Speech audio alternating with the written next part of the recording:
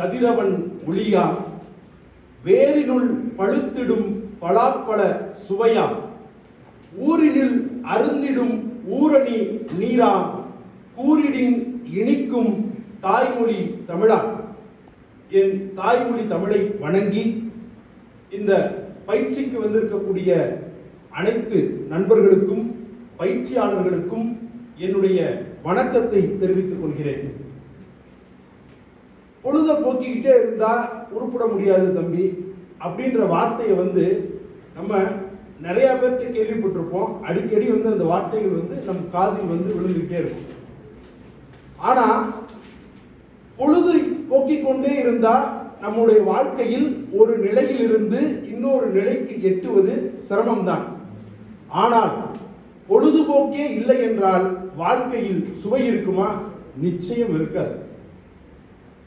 அப்படி ஒவ்வொருவருக்கும் ஒரு விதமான பொழுதுபோக்குகள் இருக்கும்.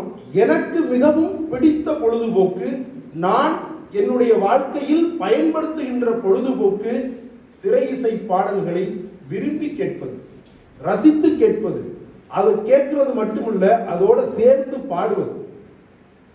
புத்தி உள்ள உனக்கெல்லாம் புத்தகத்து படிப்பென்ன, சக்தி உள்ள உனக்கெல்லாம் சத்தியத்தில் தவிப்பென்ன, காத்து இருப்பது எத்தனை பேரோ உன்னிடம் தோற்பதற்கு.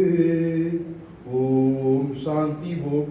இப்ப இந்த பாடல் வெறும் பொழுதுபோக்குக்காக கேட்பது மட்டுமல்ல, எப்பொழுது எல்லாம் நான் சோர்வடைகிறேனோ என்னை உற்சாகப்படுத்துகிறது இந்த பாடல். அப்ப நம்முடைய பொழுதுபோக்கு எப்படி இருக்க வேண்டும்?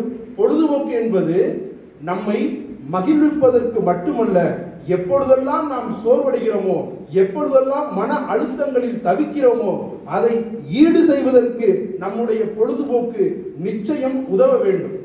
அத்தகைய பொழுதுபோக்கை நாம் நம்முடைய அன்றாட வாழ்வில் பயன்படுத்த வேண்டும். சிலருக்கு பொழுதுபோக்கு எப்படி இருக்குன்னு கேட்டீங்கன்னா, தூங்குறது மட்டும் பொழுதுபோக்கா இருக்கும். தூங்கிட்டே இருந்தா அது ஒரு பொழுதுபோக்கா? நிச்சயம் உறக்கம் என்பது பொழுதுபோக்கு கிடையாது. விழித்துக் கொள்வதுதான் பொழுதுபோக்கு. உதாரணத்துக்கு நல்ல புத்தகங்களை சிலர் படிப்பாங்க. இந்த மாதிரி பலருக்கு பலவிதமான பொழுதுபோக்குகள் இருக்கின்றது.